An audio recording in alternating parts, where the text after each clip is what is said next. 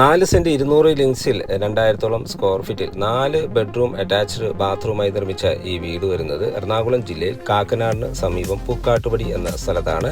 Bus റൂട്ടിന് വളരെ അടുത്തായി നിർമ്മിച്ചിരിക്കുന്ന ഈ വീട് ആലുവ ടൗണിൽ നിന്ന് 6 കിലോമീറ്റർ ദൂരവും കാക്കനാട് ഇൻഫോ പാർക്കിൽ നിന്ന് 10 കിലോമീറ്റർ ദൂരവുമാണ് വരുന്നത്.